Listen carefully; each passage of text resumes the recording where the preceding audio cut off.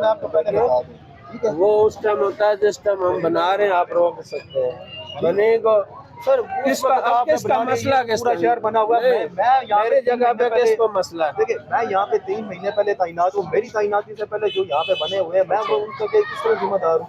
अब वो बन गए, जो चीज़ मुझे गलत नजर आ रही है मैं उसका जवाब दे दूँ, ठीक है? लिहाजा मैं अब इसको गिराऊंगा, मैं बार बार आपके पास नक्शा है तो मुझे मेरा भाई, मैं आपको रजिस्ट्री दूंगा, आपका मेरी मालिकी है। मुझे आप रजिस्ट्री आप दे, लेकिन मुझे नक्शा भी तो दे ना।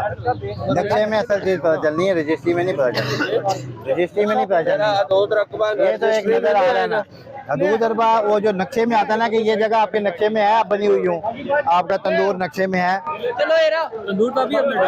फिर ना नक्शे में तो नहीं होता, गैर कानूनी हो गया ना।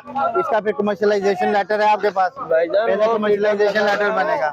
हमने लगवाया। इन्फोर्समेंट टीम अंदर आए, सारी इन्फोर्समेंट टीम सारी अंदर आए,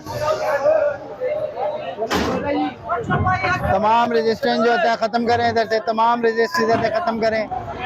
चलो अभी चलो, ये कौन है, ये कौन है?